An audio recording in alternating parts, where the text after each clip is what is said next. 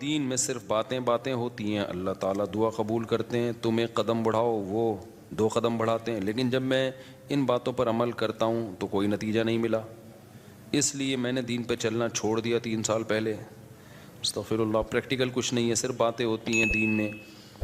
ہاں، حالانکہ میں تو دین پر چلنا چاہتا ہوں اور سچی توبہ بھی کی ایک بار، پر کچھ حاصل نہیں ہوا۔ یہ کہتے ہیں میں دعا مانگتا ہوں قبول نہیں ہوتی، دین میں باتیں باتیں۔ اللہ میاں نے یہ باتیں کی نہیں ہیں کہ تم دعا مانگو گے تو میں اس طرح سے قبول کروں گا کہ جو تم کہہ رہے ہو تمہیں مل جائے۔ یہ باتیں اللہ نے کی ہوتی، پھر آپ کہتے ہیں اللہ میاں صرف باتیں کر رہے ہیں۔ اللہ میاں نے کہا میں دعا قبول کرتا ہوں، قبول کیسے کرتا ہوں یہ بھی تو اللہ میاں نے کہا نا، پورے قرآن میں واقعات بتا دیے کہ کیسے قبول کرتا ہوں۔ یعقوب علیہ السلام نے دعا مانگی نہیں ہوگی میرا بچہ واپس مل جائے، تو کیا مل گیا ان کو؟ نہیں ملا۔ یوسف علیہ السلام پریشانیوں میں آئے، برائی سے بچے، زنا کی ان کو دعوت دی گئی، بچے، تو بچنے کے نتیجے میں اور پریشانیوں میں چلے گئے، جیل میں چلے گئے، ساری زندگی ان کی کہاں گزری؟ جیل میں گزری۔ تو قبول ہونے کا یہ مطلب ہی نہیں ہے جو آپ سمجھ رہے ہیں۔ اگر دعائیں ایسے قبول ہوتی تو سارے کافر ہر وقت اللہ سے دعائیں مانگ رہے ہوتے بیٹھ کے، وہ کہتے ہیں یار ہمیں ضرورت ہی نہیں کچھ کرنے کی، ادھر دعا مانگو ادھر قبول ہو جاتی ہے۔ تو یہ ہے، یہ کہ جب دیکھو ایک بات خوب اچھی طرح ذہن میں رکھو، کچھ چیزیں ایسی ہوتی ہیں جو دلائل سے ان کا حقیقت ہونا ثابت ہو جاتا ہے۔ جب ایک چیز کا دلیل سے برحق ہونا ثابت ہو جائے تو پھر اس پہ اٹھنے والے ہر قسم کے اشکالات کا جواب ضروری نہیں ہے۔ مثال کے طور پر آپ کو دلائل سے کسی نے ثابت کر دیا کہ ماں باپ یہ آپ کے ابا ہیں، یہ آپ کی امی ہیں، اور یہ بھی ثابت کر دیا کہ ابا اماں خیر خواہ ہی ہوتے ہیں۔ یہ جب ثابت ہو جائے نا تو پھر ابا اماں اگر آپ کو کوئی کڑوی چیز بھی کھلا رہے ہیں تو پھر ابا اماں کو یہ ثابت کرنے کی ضرورت نہیں ہے کہ بیٹا اس میں تمہارا فائدہ ہے، کیونکہ پھر وہ دلیل دیں گے اس میں تمہارا فائدہ ہے۔ آپ کہو گے پھر یہ کڑوی کیوں مجھے کھلا رہے ہو، میٹھی کیوں نہیں کھلا رہے مجھے، اور کڑوی کھا رہا ہوں تو مجھے موشن بھی لگ رہے ہیں اس سے۔ تو ابا اماں کے پاس اتنا ٹائم نہیں ہوتا، وہ کہیں گے جب ایک دفعہ مان لیا نا کہ ہم تمہارے خیر خواہ ہیں تو ہم کوئی خراب چیز تمہیں نہیں کھلائیں گے۔ ڈاکٹر پر جب آپ نے ایک دفعہ اعتماد کر لیا، پتہ چل گیا کہ یہ ہے ڈاکٹر، تو سوئی لگائے، وہ آپریشن کرے، حتیٰ کہ وہ آپ کی ٹانگ بھی کاٹ کے باہر پھینک دے،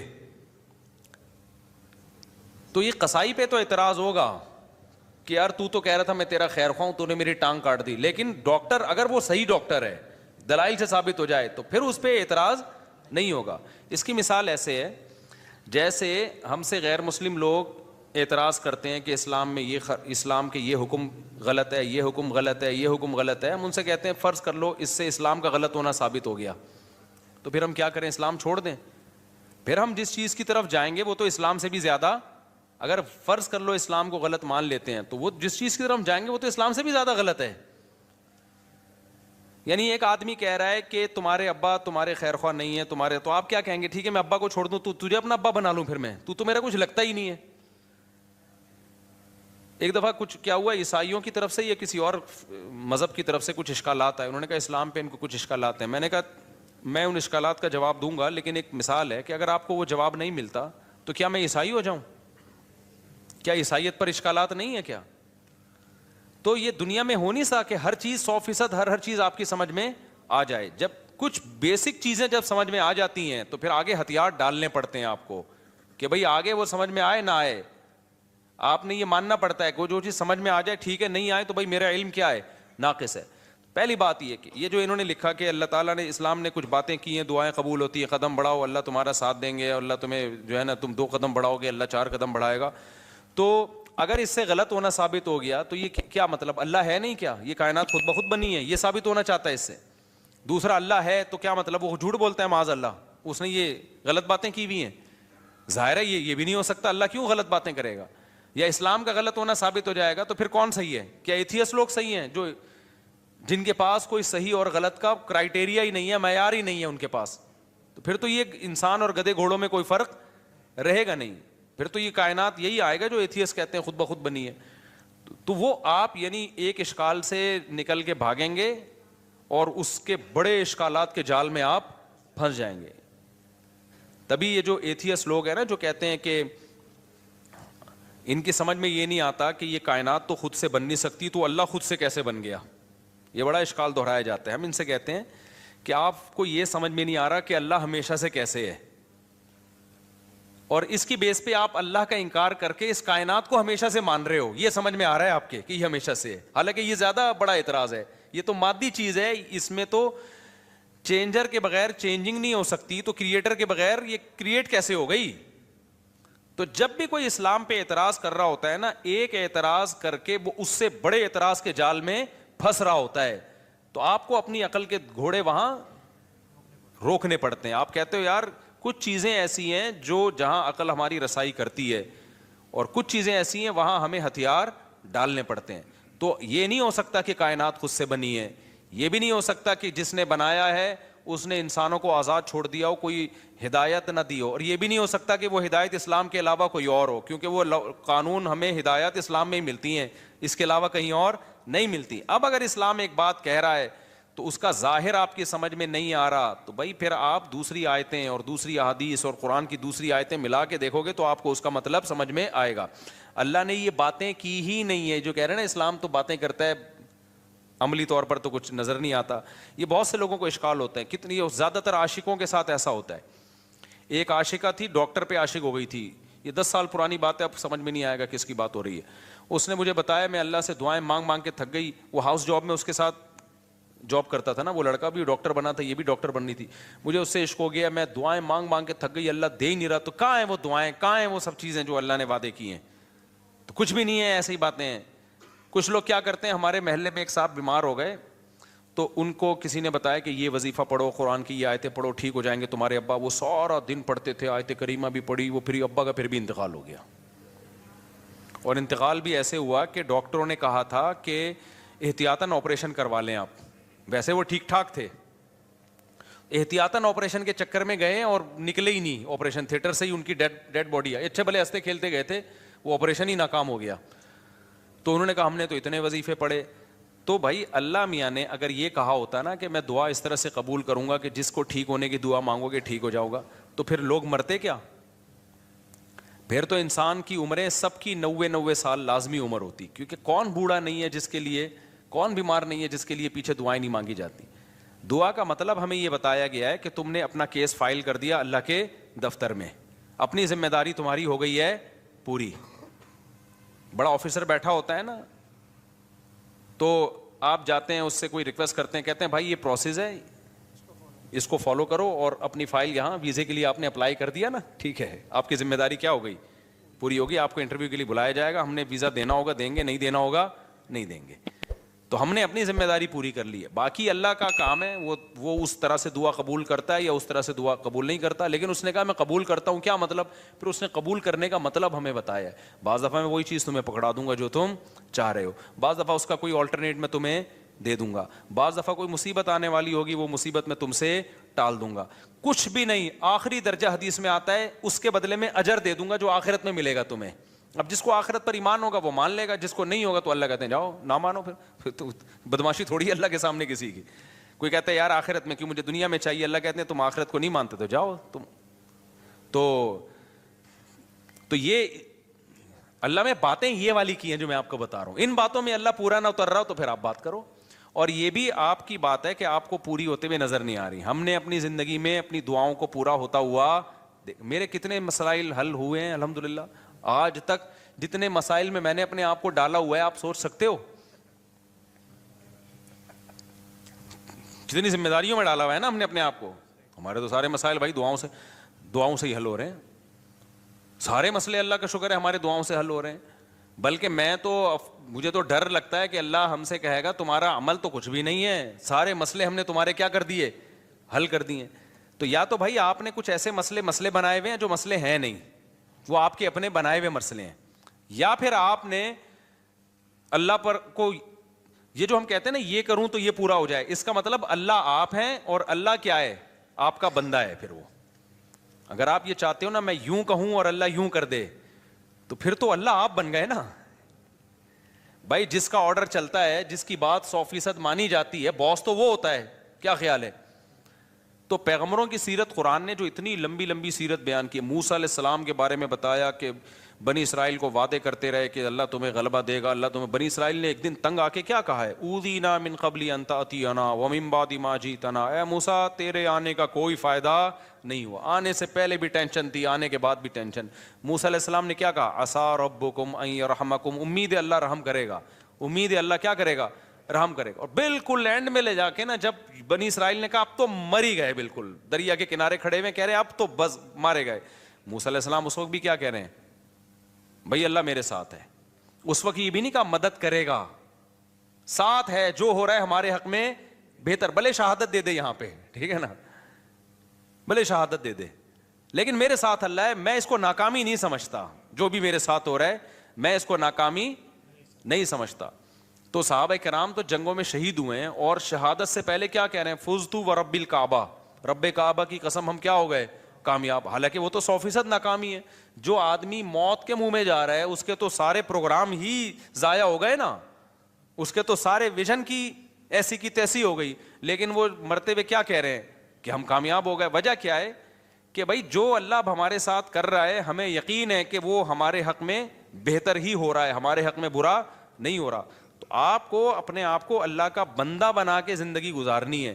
جس طرح سے ابھی آپ چاہتے پوری کرنا چاہ رہے ہیں نا, اس کے لیے اللہ نے جنت رکھی ہے, وہاں بٹن دباتے ہی سب کچھ ہو جائے گا, صحیح ہے نا, وہاں دعا کا ظاہر قبول ہوگا. وَلَكُمْ فِيهَا مَا تَشْتَهِي أَنفُسُكُمْ, اللہ نے جو باتیں کی ہیں نا, کہہ رہے ہیں اللہ جو باتیں کرتے ہیں وہ ہوتی تو نظر نہیں آ رہی, اللہ نے جنت کے بارے میں یہ باتیں کی ہیں. وَلَكُمْ فِيهَا مَا تَشْتَهِي أَنفُسُكُمْ, جو چاہو گے وہ تمہیں ملے گا. دنیا کے بارے میں اللہ نے یہ کہا نہیں ہے, جو اللہ نے باتیں کی ہیں دنیا کے بارے میں وہ سورہ بنی اسرائیل میں ہے.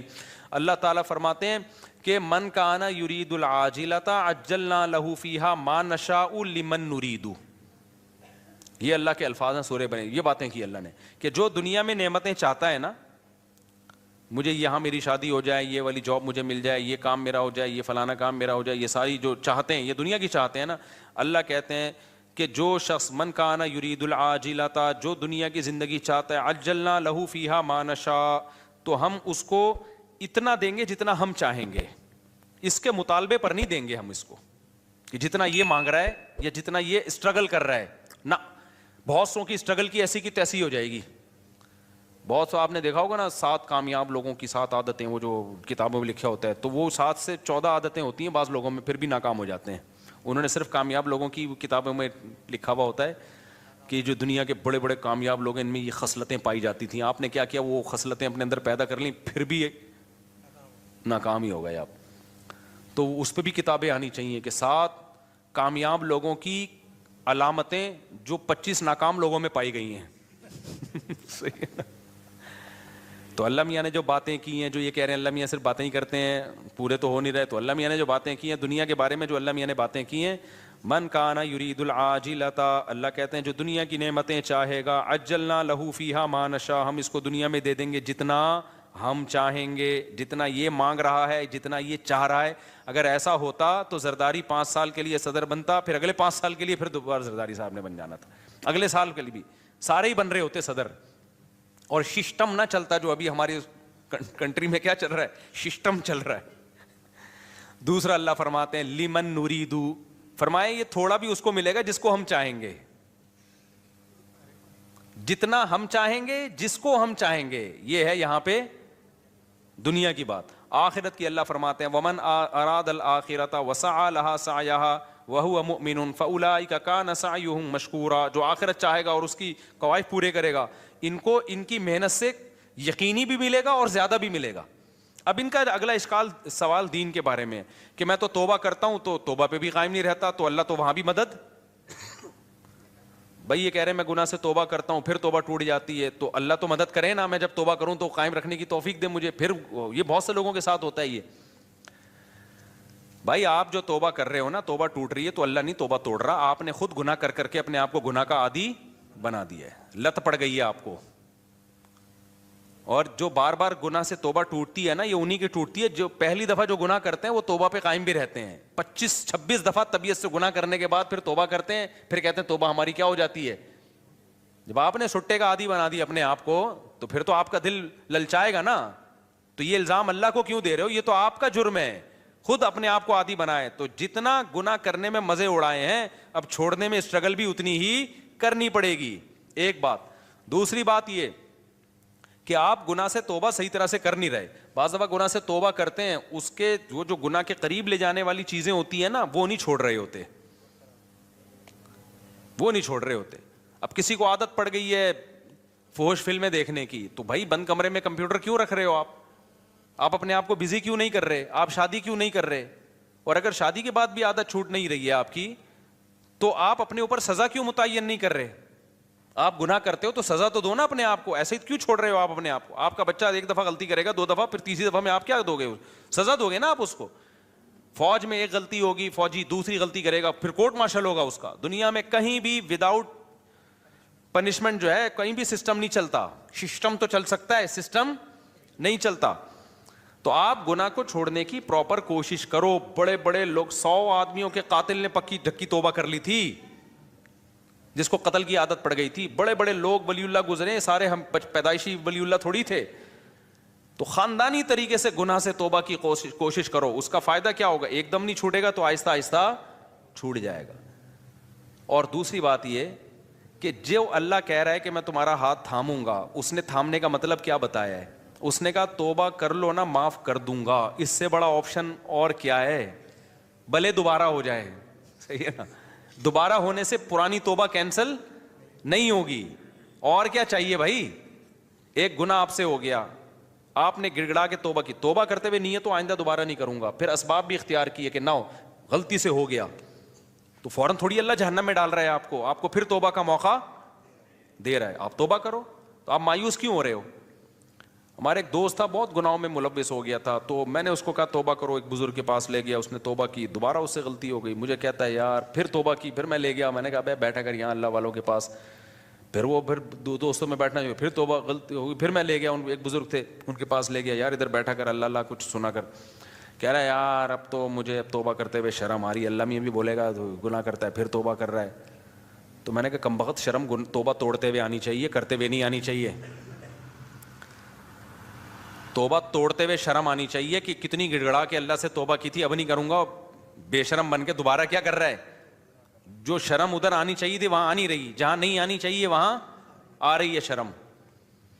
تو اللہ میاں کے سامنے یہ آزار قیامت کے دن نہیں چلیں گے. تو اس لیے بھائی بار بار ہو رہا ہے, بار بار توبہ کرو. اللہ میاں نے آپشن رکھا ہوا ہے, تبھی یقینی جہنمی کسی گنہگار کو نہیں کہا جا سکتا. این ممکن ہے آپ کی اس اسٹرگل کی بیس پہ اللہ کہے چل بھائی کوشش میں لگا ہوا تھا, تو بھائی آپ اسٹرگل میں لگے رہو, مایوسی کی باتیں مت کرو. ہم اللہ کے بندے ہیں, غلام ہیں, ہم اس زمین کے باپ نہیں ہیں. مغفرت کے دروازے کس کے ہاتھ میں ہیں؟ تو جھکے رہو گے اللہ کے سامنے, لگے رہو گے. ہو سکتا ہے اللہ ویسی کسی فرشتے کو بولے اس کو ٹھڈا مار کے جنت میں بھیج کے, تو جنت میں جانے والا بنتا نہیں تھا بنتا نہیں تھا, چل جا یار کیا کرے, کوشش میں لگا ہوا تھا, چل جا جنت. بعض دفعہ ایسے ہوتا ہے نا کہ کوئی چپک جاتا ہے آپ سے, کوئی بھکاری, آپ کو پتا ہے یہ مستحق نہیں ہے, لیکن جان چھڑانے کے لیے آپ کہتے ہیں لات مار کے اس کو 50 روپے دفع ہو یہاں سے, یہ پکڑ پیسے جا. تو ہو سکتا ہے اللہ کی رحمت جوش میں آئے, اللہ کہ توبہ کرتا تو رہتا تھا نا, گناہ پہ ڈٹ تو نہیں گیا تھا نا, اس کو ندامت تو تھی, روتا تو تھا. تو اللہ میاں ہو سکتا ہے کوئی فرشتے سے کہیں اس کو بنتا نہیں ہے اس کا جنت میں جانا, لیکن اس بے غیرت کو بولو دفع ہو جنت میں, شاید اللہ کر دے. لیکن اگر یہ اسٹائل ہے نا, جو یہ والا اسٹائل ہے کہ اللہ میاں باتیں کرتے ہیں پوری کرتے نہیں ہیں, میں تو توبہ کی کوشش کر رہا ہوں, ہوتا کچھ بھی نہیں ہے, پھر تو مایوسی ہے. اللہ کے سامنے جو اکڑ گیا, تو اللہ کا شیطان اکڑا ہے یار, اتنا پرانا تعلقات اس کے اللہ سے, وہ اکڑا ہی تو تھا, تو اللہ کا کیا بگاڑ لیا اس نے. تو اللہ کے سامنے اللہ کے سامنے گنہگار جو تواضع کرنے والا ہو اس کی ویلیو زیادہ ہے, پرہیزگار جو اکڑ دکھانے والا ہو اس کی اللہ کے ہاں ویلیو بولو نہیں ہے. تو کبریائی صرف اللہ کے لیے. تو اللہ کا کچھ نہیں بگاڑو گے ایسے اشکالات کر کے. ایک دفعہ حکیم الامہ مولوی تھانوی رحمۃ اللہ کے پاس ایک پروفیسر آیا, کہتے ہیں مجھے اسلام پہ کچھ اشکالات ہیں. ہاں, انہوں نے جواب دیے, اس کے اشکال دور ہو گئے. پھر آیا یار مجھے کچھ مزید اشکالات بھی ہیں, انہوں نے وہ بھی جواب دے دیے. پھر آیا, اس کو پھر پتہ چل گیا کہ اس کو اشکالات کی بیماری ہے, اس کو اشکالات نہیں ہے, اس کو ویسی کوئی مسئلہ ہے. تو پھر اس نے آیا کہنے لگا اصل میں یہ ایکچولی اشکال ہے. مولوی تھانوی رحمہ اللہ نے پھر اس کو سمجھایا. پھر 4-5 دفعہ آئے, انہوں نے بولا تیرے جیسے لوگوں کی اسلام کو بالکل ضرورت تھی, تو مرتد ہو جا, دفع ہو جائے یہاں سے. وہ ٹھیک ہو گیا. اس نے کہا میرے سارے اشکالات دور ہو گئے, کیونکہ اس کے دماغ میں یہ بیٹھ گئی تھی, یہ بات تکبر آ گیا تھا کہ گویا اسلام کو میری ضرورت ہے, اور گویا جو ہے نا یہ علماء بیٹھ کے مجھے ہی سمجھاتے رہیں بیٹھ کے, اور ایکچولی یہ اور یہ اشکال یہ جب اس کو اس کی اوقات دکھا دی نا کہ جہاں اتنے لوگ جہنم میں جائیں گے 2-4 اور چلے جائیں تو اس سے ہماری صحت پہ کوئی فرق نہیں پڑے گا. جہاں اللہ اتنے لوگوں کو اٹھا کے جہنم کی آگ میں پھینکے گا کہ تو بھی چلا جائے گا, تو کوئی تیرے اشکالات کی حل ہونے کی ضرورت نہیں ہے. مرتد ہو جا, اس کے سمجھ میں آ گیا کہ بھائی اسلام میری ضرورت ہے, اسلام کو میری ضرورت نہیں ہے, مجھے اسلام کی ضرورت ہے. تو بعض دفعہ یہ بھی ہوتا ہے کہ انسان اپنے بارے میں نا بہت زیادہ خوش فہمیوں کا شکار ہو جاتا ہے. بھائی اللہ کے سامنے گڑ گڑائے, جھکے رہے اللہ کے سامنے, تو پروگرام کامیاب ہونے کی چانسز ہیں.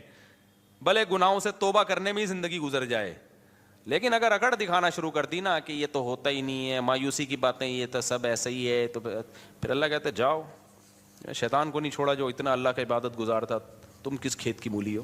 شادی میں جو شیروانی کے ساتھ پگڑی ہوتی ہو, کیا وہ غیر مسلم کا مشابہت نہیں ہوگی؟ بھائی غیر مسلم کے ساتھ مشابہت, پگڑی تو مسلمانوں کا شعار ہے. ماں کے کہنے شادی میں ہی تو پگڑی کتنے اب دولہا پہ جچ رہی ہوتی ہے, دولہا لگ رہا ہوتا ہے. وہ سول ڈریس میں لوگ آ جاتے ہیں میرے پاس نکاح پڑھوانے کے لیے, پتہ ہی نہیں چل رہا ہوتا ہے اس میں دولہا کون ہے اور اس کے دوست احباب کون ہیں. دوست نے زیادہ اچھے کپڑے پہنے ہوئے ہوتے ہیں. ایک دفعہ تو ہوا, دولہا ایسے ہی عام کرتے شلوار میں تھا اور دوست تھا وہ شیروانی میں, میں اس سے قبولوانے لگا تھا. یہ ہوا ہے میرے ساتھ. ماں باپ کے کہنے میں سارا خرچ کر سکتے ہیں, سارا مال خرچ کر سکتے ہیں. نہیں بھائی, سارا مال خرچ کرو گے کل پھر بھیک مانگو گے. ماں باپ کی ضرورت پوری کرنا واجب ہے, باقی اضافی کرو گے تو ثواب ملے گا. کیا جمعے کی نماز مسجد کے باہر بھی جمعے کی نماز ہو سکتی ہے لیکن مسجد میں پڑھنی چاہیے کیا؟ بھائی اس عمل سے وضو نہیں ٹوٹتا. اچھا بھائی میرے بھائی, کیا ٹک ٹاک اور یوٹیوب میں چلائیں گے پیکج ہوتے ہیں کہ یہیں پیسے حلال ہو رہا ہوں؟ بھائی یوٹیوب پہ یا ٹک ٹاک پہ جو پیسے ملتے ہیں ایڈورٹائزمنٹ کے ملتے ہیں. تو اگر حرام چیز کا ایڈورٹائز ہے, شراب کا, سود کا, بینک کا, سودی بینک کو پروموٹ کیا جا رہا ہے, کسی فلم کا ایڈ چڑھایا جائے, تو پھر اس ایڈ کی آمدن کیا ہے؟ حرام ہے. اور اگر حلال چیز کی کا ایڈورٹائز ہے تو اصل آمدن حلال ہے, لیکن چونکہ اس میں کچھ غلط چیزیں بھی شامل ہو جاتی ہیں, اس لیے کہا جاتا ہے کہ اصل آمدن حلال ہے, اس میں جو حرام شامل ہو رہا ہے تو آپ ایک اندازے سے کچھ رقم, کچھ کہتے ہیں 5%, کچھ کہتے ہیں 10%, کچھ کہتے ہیں 2.5% بھی ہے, تو اس کا ایک کوئی یقینی معیار نہیں ہے, تو احتیاطاً 5% صدقہ کر دو اس میں سے. اچھا میرے بھائی, جمعے کے خطبے سے پہلے جو رکعت پڑھتے ہیں نیت ہوتی ہے, سنت کی نیت ہوگی میرے بھائی.